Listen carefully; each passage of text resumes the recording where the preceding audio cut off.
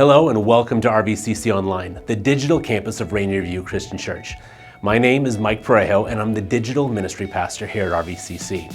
I'd like to direct your attention to the QR code on your screen, which will take you to the homepage of our digital campus. The link can also be found in the YouTube description. Once you click through, you'll find several great resources, including a guide to taking communion at home and discussion questions for this week's message. You can also access our digital connection card there. Speaking of the connection card, we would really like to know that you're watching today and would appreciate it if you took 30 seconds to fill it out. This is also the way to let us know how we can be praying for you this week. If you are part of our Sunday morning interactive service, the link will also pop up in the chat. If you've never filled out a Rainier View connection card at any of our services before, we would love it if you would do that today so that I can email you a Starbucks e-gift card just to say thanks for being here. We'll be reading from the Bible during today's message. If you don't own a Bible, I encourage you to download the free YouVersion Bible app on your phone or tablet. There are a variety of great Bible reading plans for adults, students, and kids. Finally, if you are watching during our Sunday morning interactive chat service, our chat hosts are available to pray with you anytime during the service. If you click on the Request Prayer button, a private chat box will open up where one of us would be honored to pray for you. We also want to let you know that we have live services every Sunday morning at our RVCC Parkland and RVCC Graham campuses if you would like to join us. We're following current state safety guidelines regarding masks and cleaning procedures to make sure that everyone is able to worship in a safe environment. You can go to rainierview.org/inperson to learn more. Thank you again for being part of RVCC Online, and let's begin our worship service.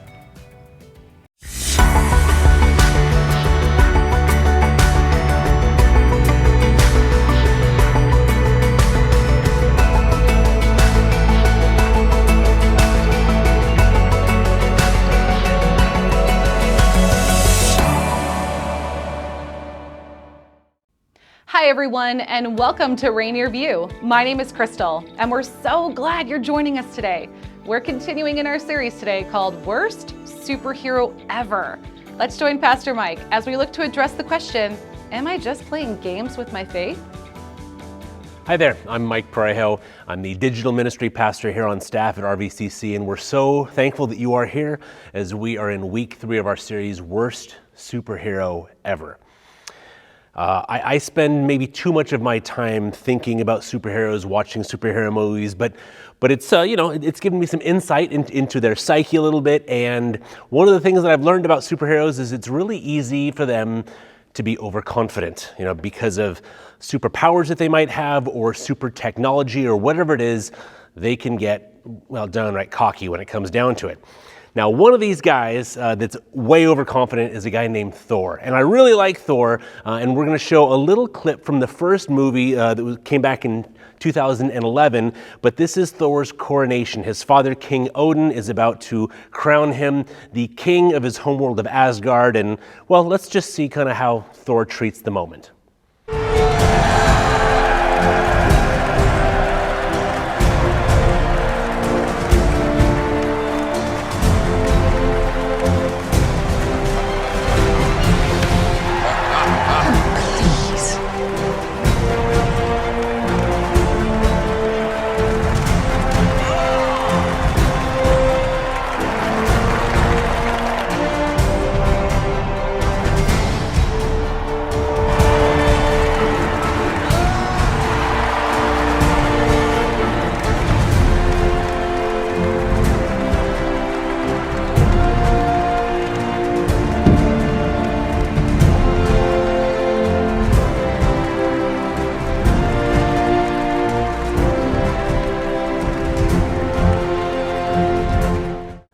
Okay, so as you can see on the confidence scale, Thor goes to 11. Okay, like he is way out there. He is just playing to the crowd. He's soaking up the moment. I mean, he might as well just be giving finger guns to everybody about how cool he is. I mean, just kind of waving everybody, tossing around his hammer. So that hammer, it's got a name. Why they name their hammers, I don't know, but it's called Mjolnir. And it's this special gift from his father. And it's extraordinarily powerful to be able to build or to be able to destroy things. He can swing it around and fly with it. Don't ask me why. I don't really understand how that works. but he's tossing it around like he's a juggler with a bowling pin. I mean, he's just having the time of his life, just messing around with being a superhero, essentially. Well, as we continue on in our series, Worst Superhero Ever, we've been looking at the life of Samson. And Samson is essentially the superhero of the Old Testament, and that God had given him incredible power. He's not given a hammer, but he's given super strength that by the Spirit of God, he can do things that nobody else can do because of what God has given him.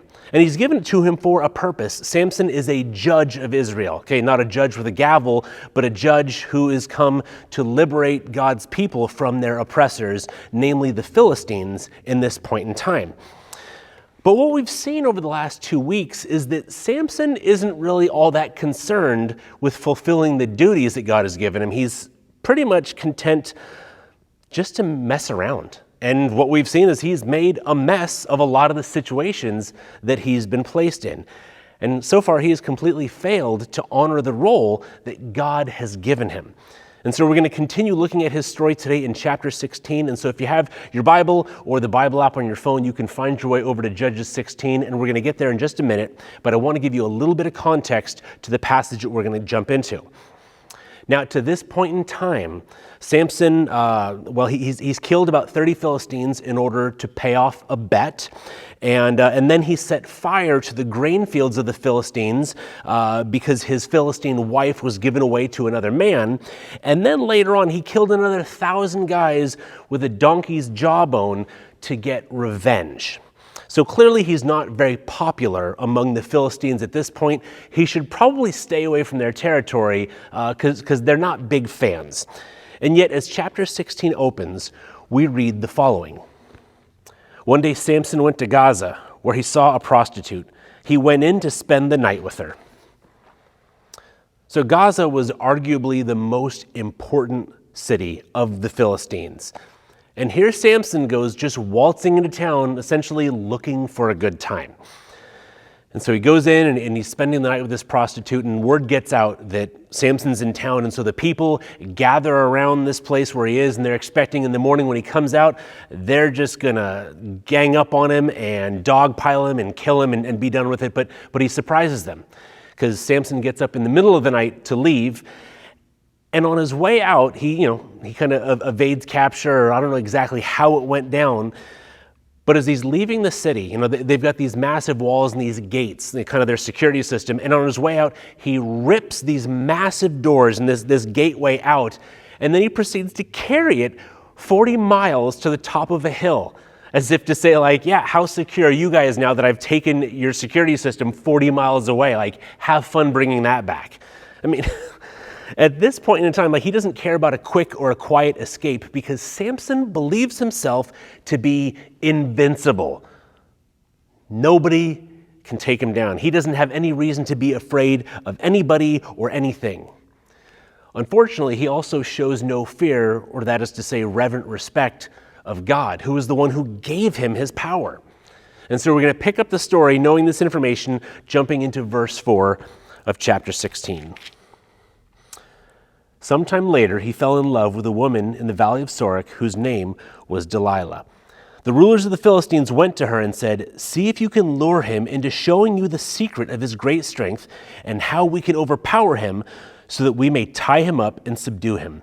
Each one of us will give you 1,100 shekels of silver." So Delilah said to Samson, "Tell me the secret of your great strength and how you can be tied up and subdued."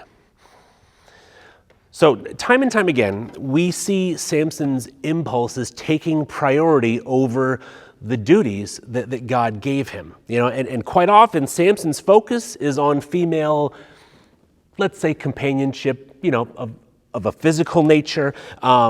First there was the Philistine woman that he married, and then as we just read, this prostitute from Gaza, and now we've got Delilah. And it says here that Delilah lives in the valley of Sorek, which is not deep in the heart of Philistine territory. It's actually kind of close to where Samson lives. Now there are differing opinions on, what is Delilah? Is Delilah an Israelite? Is she a Philistine? Is she of some other nation? Who exactly? And the scholars cannot all agree, but it really doesn't matter to Samson which god she worships. He doesn't care about that kind of stuff. What matters is that Samson was in love, or whatever love was to Samson. Unfortunately for him, Delilah clearly didn't feel the same way about him.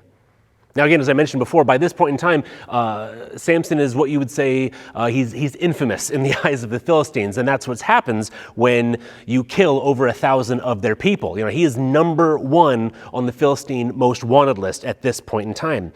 And so the leaders of the Philistines, they go to Delilah and they offer her just a fortune to be able to betray him, because they're trying to figure out how do we defeat him? We need the secret to his power. Because they don't understand that Samson's power comes from God. And I don't blame them, because Samson's actually never claimed any victory in the name of God. He's never attributed his power or his victories to God. So they think it must be some sort of magic or spell or a sorcery. And so Delilah, look, we'll pay you a ton of money. You just have to help us figure out how we can defeat him. And she accepts their offer. Clearly her interest in this fortune is far greater than whatever feelings that she has for him. And she asks Samson what seems like a really peculiar question, like just in the midst of conversation. So, Samson, you're so strong. Do you lift, bro? No, of course. Of course you lift, but what's the secret? Like, is it P90X? Steroids? High protein, low carb diet? Like, super soldier serum? Like, what is the secret to your strength? And while we're on the topic, like, how would anybody ever be able to like tie you up or subdue you? Like, just out of curiosity. Now, if I'm Samson, there's all sorts of warning lights and sirens going off in my brain of like, wait a second, like, why are we talking about this? Why would you want to know this? Why would I tell anybody that information? Like, my parents know, and that's it. Like, nobody else needs to know. It is, why do you care, and why do you care right now?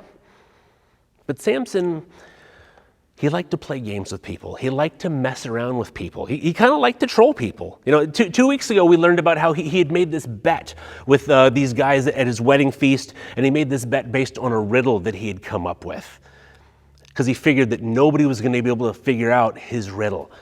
See, Samson didn't only believe that he was the strongest guy in the room, he also believed that he was the smartest guy in the room. And so he goes along with Delilah and he decides, okay, I'll play your game. So let's keep reading. I'm going to pick it up in Judges 16, starting in verse 7.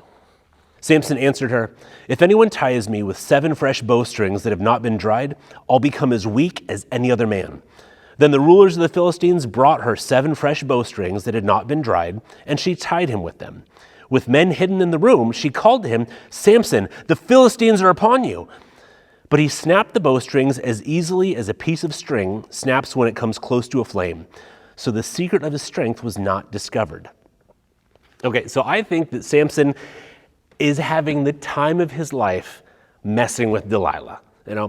He makes up this story like, oh, you want to know how you can subdue me? Like, well, the key is like, bow and arrow, the bowstrings. If you get some fresh bowstrings and make sure they're not dry. Oh, if they're dry, forget about it. It'll be too easy. But if they're not dried, tie me up. I'll be just like anybody else. And so as soon as Delilah gets her hands on some, the Philistine leaders bring him some. She ties him up. How does that work? How does she just tie up Samson? Like, how would he ever allow that to happen?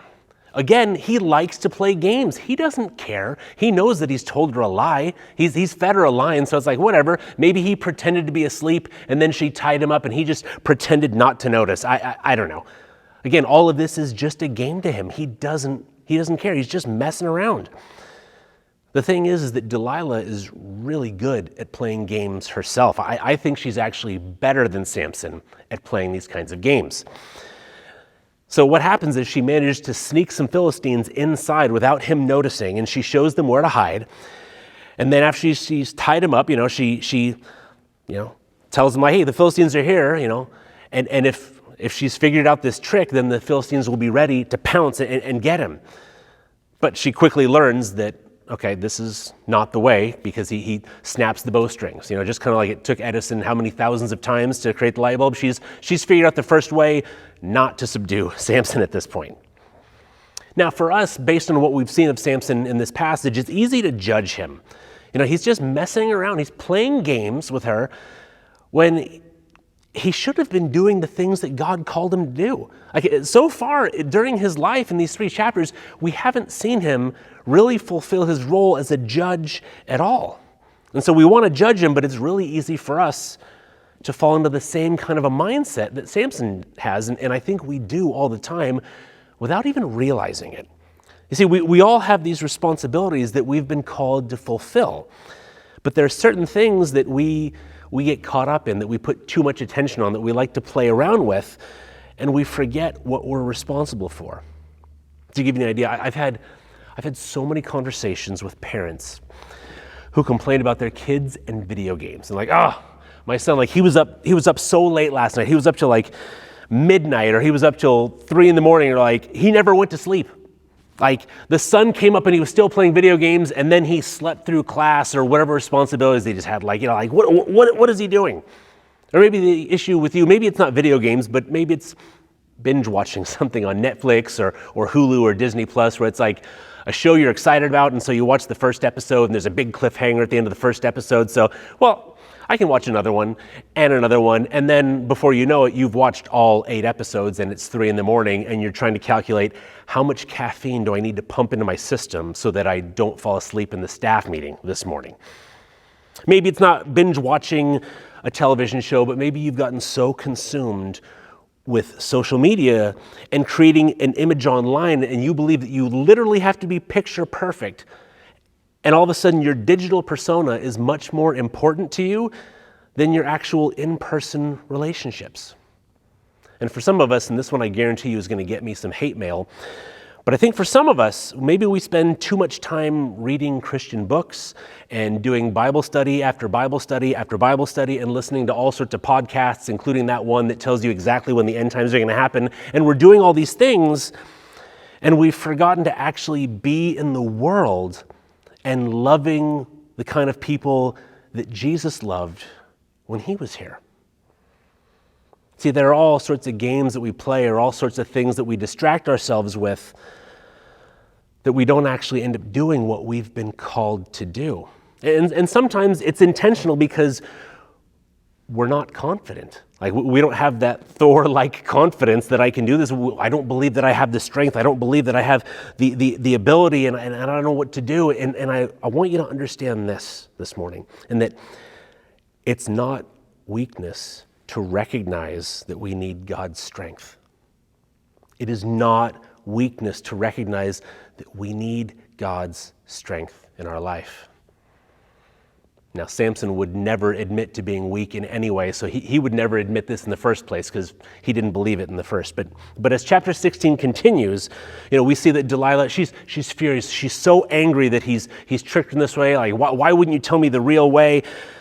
And so they kind of go back and forth where she wants to know, come on, tell me how to do it. And so he kind of feeds her these lines, and this will do it. No, this will do it. No, this will do it. And so then we get to this area where she's so angry, and it leads us into verse 15 right here. So let's check it out. Then she said to him, "How can you say I love you when you won't confide in me? This is the 3rd time you've made a fool of me and haven't told me the secret of your great strength." With such nagging, she prodded him day after day until he was sick to death of it. So he told her everything. "No razor has ever been used on my head," he said, "because I have been a Nazirite dedicated to God from my mother's womb. If my head were shaved, my strength would leave me, and I would become weak as any other man." When Delilah saw that he had told her everything, she sent word to the rulers of the Philistines, "Come back once more. He has told me everything." And so the rulers of the Philistines returned with the silver in their hands. Now, I find it really interesting that Samson, we saw last week, he could stand up against 1,000 soldiers in hand-to-hand combat and be victorious. But this is now the 2nd time in the 3 chapters that we've studied that he's just given in to a lone woman. Okay, the reason that he lost this bet back in chapter 14 was because his wife just begged and nagged him until he finally gave up the answer. And so he had to, give up 30 sets of clothing. And he didn't even really care about losing the bet because it gave him an excuse to go kill 30 guys and take their clothes. But we see Delilah here employing a similar tactic. Well, if you really loved me, you should tell me. It's like, we shouldn't keep any secrets from each other. And she's just feeding him a line, and he knows it. He knows it. And yet he still gets to the point where he gives up the secret. He finally says, okay, fine, look, here's the deal. I'm a Nazarite. You cut off my hair, my strength is gone. Samson, why? Why would you do that? Why would you tell her that? Again, the only two people in the world that know this are his mom and his dad. Why would he tell this person who clearly wants to know this information for nefarious reasons? I mean, why would you say that? Why not just leave her? Clearly, he's got an eye for the women. Like, he can go and find somebody else. Like, why would he tell her? Well, I think the answer to that question kind of lies in his response to her. Look at this again. If my head were shaved, my strength would leave me, and I would become as weak as any other man. My strength would leave me. I think Samson has come to the point that he honestly believed that his strength was his strength. It was strength that was given him by God, but at this point, no, it's my strength. He had no reason to depend on God to empower him. In fact, I don't think that Samson believed that he would lose his strength even if his hair was cut. Because let's face it, he's already broken his vow a couple of times. I mean, there's been two different instances where he's touched dead bodies. That's one of the no-no for a Nazarite vow, is you can't touch any dead body. Okay, he's done that a couple of times, never lost his strength. I personally believe during his wedding feast that he consumed a lot of wine. Nothing happened, didn't lose his strength. And so I think he's sitting there thinking, like, so what? Even if they cut my hair, it doesn't really matter. I'm strong whether I'm bald or I've got luscious locks. It doesn't matter. It's my strength. And it's at this point in time that Delilah realizes that she has won the game. And she cashes out. She alerts the Philistine rulers. She collects her prize money. And then all that's left is for her to deliver Samson to them on a silver platter, which is where we're going to pick up the story in verse 19. After putting him to sleep on her lap, she called for someone to shave off the 7 braids of his hair, and so began to subdue him, and his strength left him. And then she called, Samson, the Philistines are upon you. He awoke from his sleep and thought, I'll go out as before and shake myself free. But he did not know that the Lord had left him. And then the Philistines seized him, gouged out his eyes, and took him down to Gaza. Binding him with bronze shackles, they set him to grinding grain in the prison. Isn't it telling how Samson fell asleep in the lap of the only person that knew his secret and that could really harm him with it? Again, he believed that he was invincible, hair or no hair. He was good to go. He had his strength no matter what. And he was fully confident the next time that Delilah woke him from his sleep, he was going to do what he'd done all the other times, that if the Philistines were there, he was going to open up a can on them. No worries whatsoever. But he had never considered that his incredible strength wasn't actually his strength. Again, look what it says in the verse. But he did not know that the Lord had left him. God had gifted Samson with supernatural strength for a specific purpose. And Samson, instead, he abused the power that God had given to him. And he thought about nobody but himself in his life. Again, he loved playing these games, and when he finally lost, it cost him dearly. He was taken, he was imprisoned, and he had his eyes poked out. Okay, so Samson would never look upon a beautiful woman or anything else ever again. And I think it's really easy for us to fall into the same kind of trap that Samson did. And ultimately, that trap is that we forget that we've been created for something greater than just seeking after our own happiness. And our world wants to feed us that line that just do whatever it takes to be happy, as long as you're happy. And that's not what we've been called to. I want us to consider the words that Paul wrote in Ephesians chapter 2. Ephesians is in the New Testament. Paul was somebody who originally had persecuted Christians, and then Jesus got his attention, and he becomes this incredible worker for God. And he writes the following: For we are God's handiwork, created in Christ Jesus to do good works, which God prepared in advance for us to do. You see, you and I have been made exactly like Samson was. Now, not necessarily super strength, but we have all been created for an incredible purpose. Even before we realized it. I mean, Samson's purpose was there right before he was born, but for each one of us, we have been given this glorious purpose, even if we don't realize it yet. And God has gifted us with this ability to do these good works that will be honoring to Him and a blessing to other people. And to this point in his story, Samson has failed to fulfill his purpose because none of it's for God. To this point, it doesn't even really seem like he has much of a relationship with God. He refuses to pursue God. He just wants to pursue his own pleasures. I'd say he's a bit lost. And maybe you can relate to that. Maybe you feel a little bit lost in this life, that you're not really sure of what your purpose is, or this idea of, good works that God has created me for? He's prepared me for these things? How does that work? Well, it begins with a relationship with God. And that's made possible because of His Son, Jesus Christ.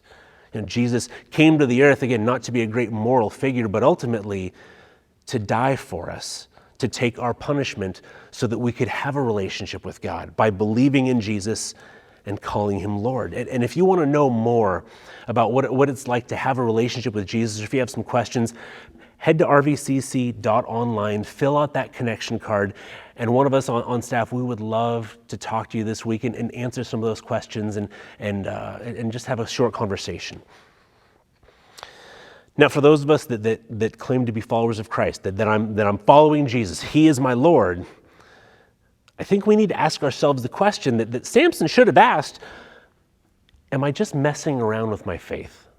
Am I so confident in my future in heaven that I'm not really considering what God has called me to do in the present?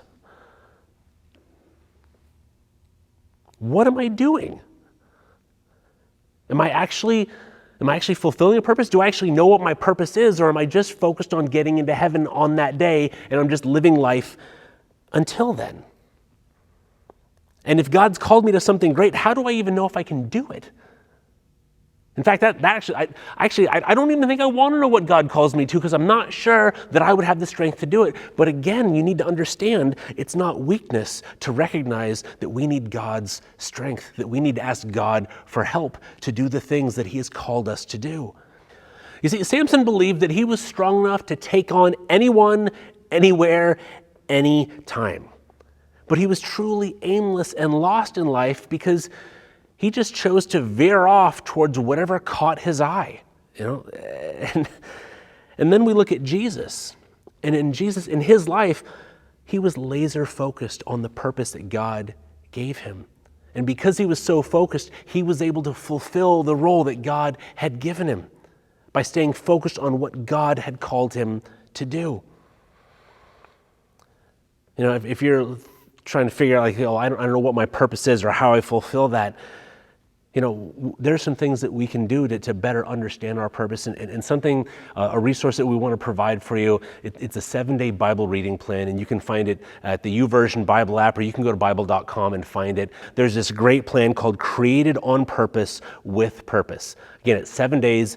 Probably wouldn't take you more than 4 or 5 minutes a day, but a short devotional and then a Bible verse. And as you read and kind of meditate and think about those things, we pray that God would begin to help you understand what your purpose is, and more so, how He wants to strengthen you to be able to fulfill that. Now, some of you aren't even thinking that you would consider that, because you've looked at your life and you say, there's no way that God could use me now.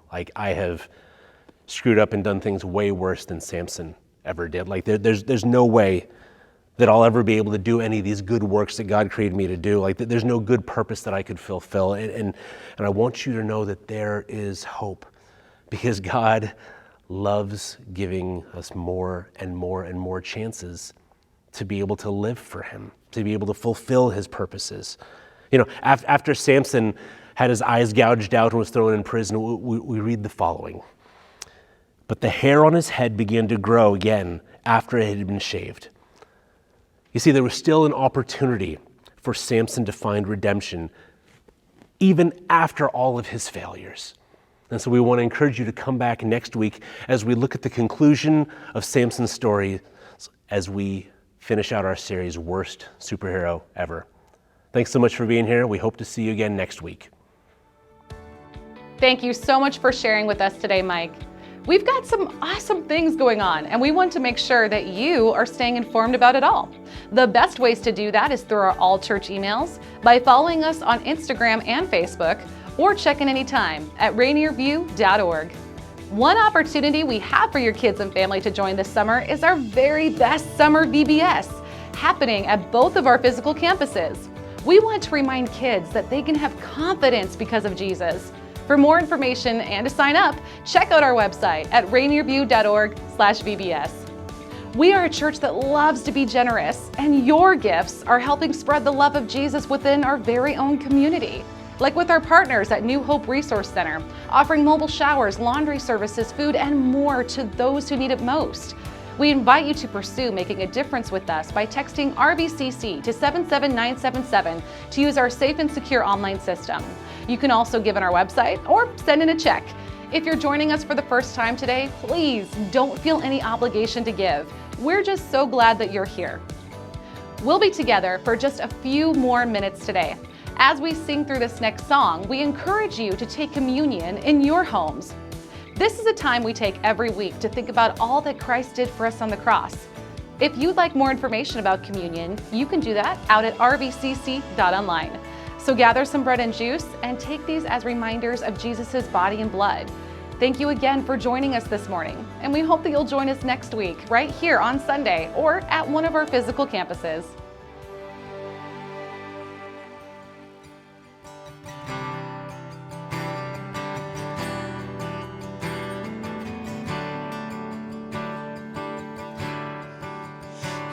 Give life, you are love, you bring light to the darkness, you give hope, you restore every heart that is broken,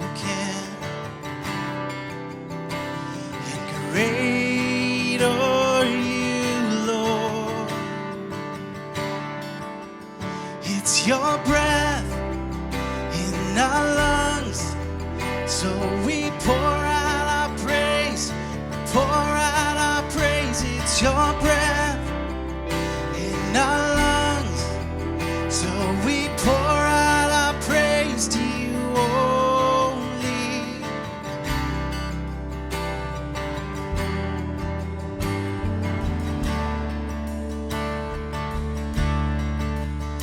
You give life, you are love, you bring light to the darkness, you give hope, you restore every heart that is broken, and great are you, Lord. It's your breath in our lungs, so we pour out our praise, pour out our praise. It's your breath in our lungs, so we pour out our praise to you only.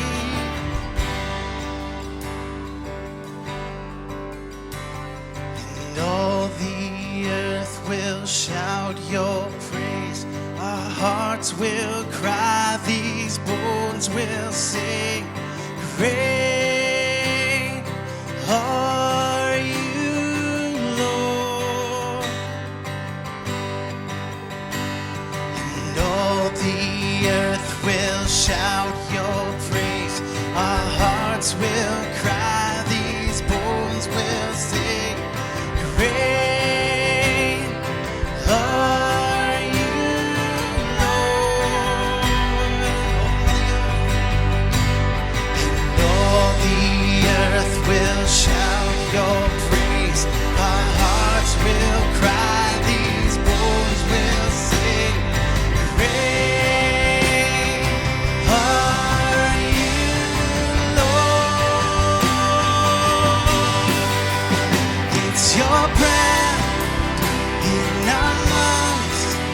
So we